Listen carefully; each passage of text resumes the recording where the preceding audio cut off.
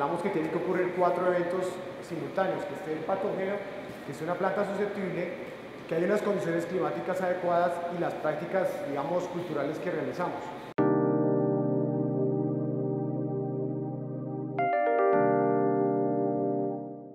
Entonces miremos la primera pregunta, con variedades resistentes, que era lo que nos interesaba mucho, porque digamos, ese es el soporte nuestro para la producción de los próximos 20 años. La roya está aumentando la virulencia, está atacando nuevos fenotipos, y aquí tenemos que entender esto.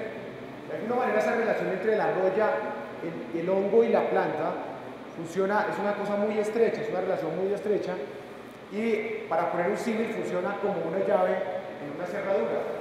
Estos dientes de la llave determinan que en un momento dado, al entrar en la cerradura, se cierre, y si se cierra, digamos, hay una relación directa, perdona, el siguiente, en que estos dientes de acá, que nosotros los llamamos factores de virulencia, se relacionan acá con factores de resistencia en la planta.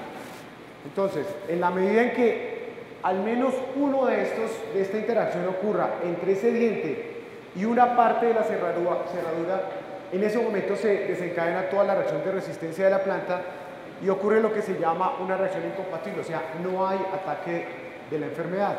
Entonces es un poco curioso entender eso porque es la misma roya la que le está diciendo a la planta, la que le está advirtiendo que está llegando y que debe entonces activar los factores de resistencia. Entonces, si esto funcionara así, jamás tendríamos enfermedad, porque normalmente el hongo estaría con todos sus mecanismos de genes de virulencia y la planta tenía sus genes de resistencia. Lo que ocurre en la naturaleza es que eso no está todo en el mismo paquete. Las plantas, digamos los fenotipos, cada uno tiene un pedazo de la cerradura o pedazos de la cerradura. En este caso, por ejemplo, todos los fenotipos que provienen de la variedad Borbón, entre ellos Caturra, que es un mutante de Borbón, tienen solo un pedazo que tiene el gen de resistencia 5.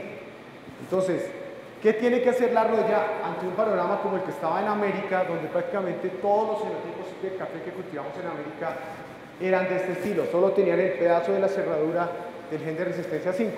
Lo que hace la roya entonces es perder esa parte de la llave. Pierde ese gen de virulencia, tiene que ser el mismo, el gen 5. Nosotros entonces, en este caso se llama la raza 2. Cuando se pierde solo el gen 5 se denomina la raza 2, la cual es la raza más extendida en todo el mundo, es la que más se ha reportado en África, en Asia, en América, etc. Entonces, cuando la roya hace esa modificación, cuando hace esa pérdida, sufre una mutación, pierde esa parte, ¿qué pasa? Entonces, cuando trata de interactuar, llega a la planta, ya no puede activar el mecanismo de gen por gen, donde ese gen R5 ya no puede detectar a ese gen B5. Entonces, ya tenemos un caso de susceptibilidad. ¿Qué fue lo que ocurrió cuando llegó la roya América? Los fenotipos que teníamos en América cultivables los mandamos a Portugal, se evaluaron todos y se demostró que todos los fenotipos que en ese momento teníamos en América son de este estilo, o sea, susceptibles a la enfermedad, porque solo tienen esta parte de la cerradura y porque aquí teníamos esa raza 2, que es la raza que nos estaba causando el problema. Entonces, ¿qué se hace en esos casos? Empezar a meterle a las plantas más pedazos de la cerradura, que fue lo que hicimos con variedades compuestas, pero en el caso nuestro lo que hicimos fue ofrecer en el ambiente combinaciones diferentes de esas partes de la cerradura. Entonces, la raza 2, que es la que tenemos en este momento, ¿qué trata de hacer? Si quiere tratar de atacar alguno de estos fenotipos, lo que tiene que hacer es entonces perder otro pedazo de esos dientes que tiene allí, perder más genes de virulencia.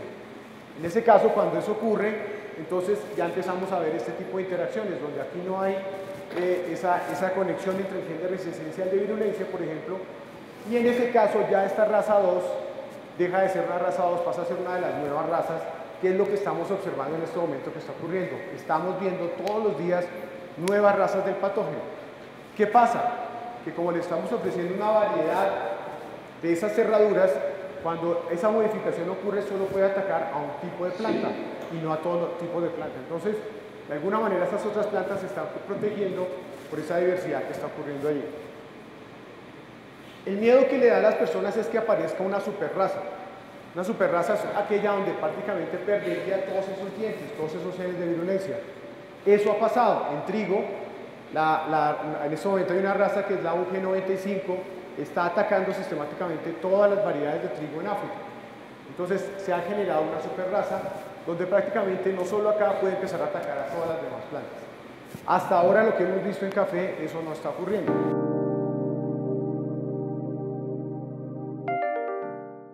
¿Qué tenemos nosotros? ¿Qué estamos viendo? Ese proceso se está dando, están apareciendo nuevas razas, pero los genotipos resistentes que tenemos en Colombia, nosotros tenemos varias accesiones del híbrido Timor 1343, que fue el que nos dio todos esos pedazos de cerradura con los que logramos armar variedad Colombia y variedad Castillo.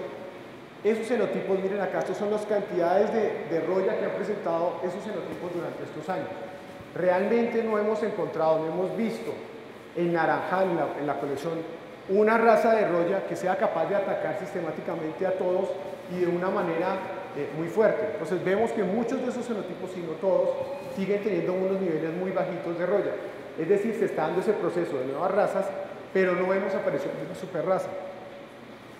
Esos genotipos, digamos, este era el genotipo que era parental de variedad Colombia, los de variedad Castillo, que son todos estos, pues nos están dando esa certeza de que ese proceso no está ocurriendo.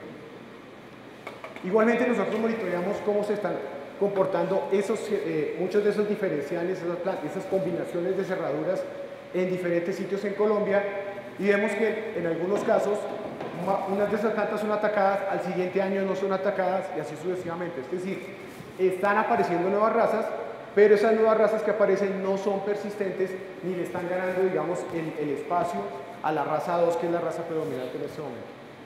¿La roya está aumentando su virulencia? Yo digo sí, pero no hay una evidencia de que esas razas nuevas las nuevas razas se estén estableciendo en el tiempo. Lo que vemos es que aparecen y desaparecen y que sigue predominando a la raza 2.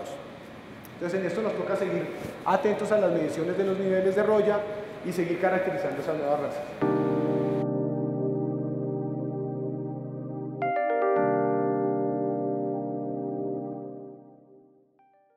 Bueno, con variedades susceptibles, o sea, en los ataques a variedad caturra, borbón, atípica, etcétera, la roya ha aumentado de alguna manera su agresividad, esa capacidad de atacar a las plantas. En el caso de Colombia nos preocupa mucho ver cómo en sitios por encima de los 1600 metros hay ataques fuertes de roya. Entonces, ¿será que tenemos unos aislamientos, que son capaces de atacar a temperaturas diferentes a las que atacaba antes?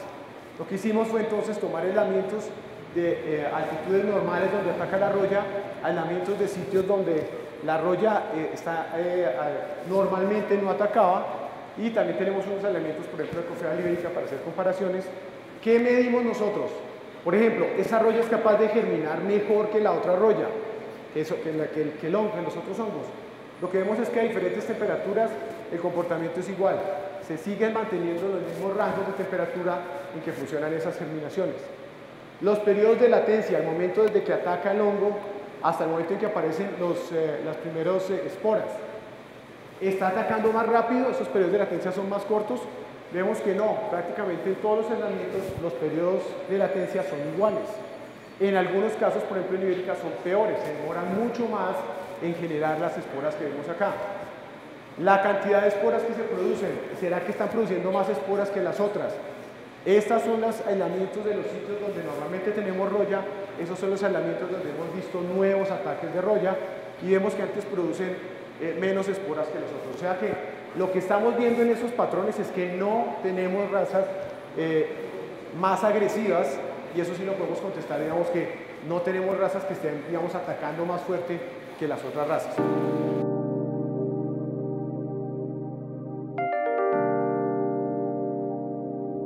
De alguna manera se afecta el control químico.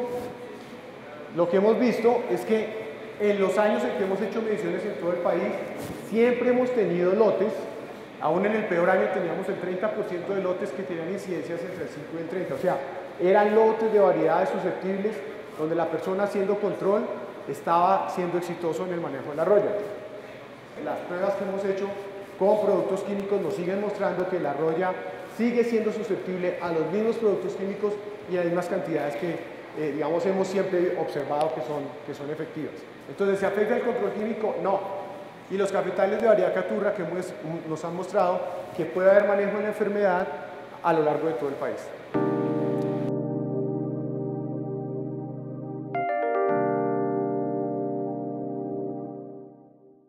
Entonces, si ya eliminamos este problema, o sea, no estamos teniendo un problema de un nuevo patógeno, es el mismo que tenemos todo el tiempo, ¿qué nos interesa ver? Pues estas son las mismas plantas, podemos modificar un poco el manejo, pero queremos ver entonces el efecto del clima, que es lo que nosotros apuntamos como el principal causante del problema de las epidemias recientes, y lo que hemos hecho es tomar datos climáticos. De todas maneras queremos seguir mirando la influencia del clima en la epidemia, porque vemos que el clima es el que nos está marcando el problema de epidemias aquí en Colombia.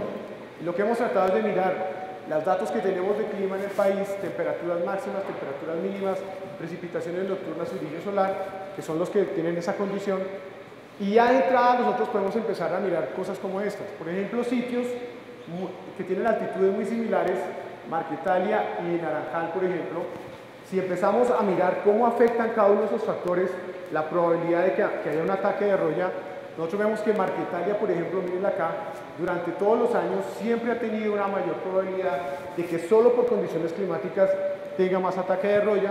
Aquí en naranja vemos a Naranjal y acá, por ejemplo, en la Mesa de los Altos, vemos que es un sitio donde todos los años vemos que debe haber menor ataque de roya porque las condiciones climáticas nos dicen que no debería ser así.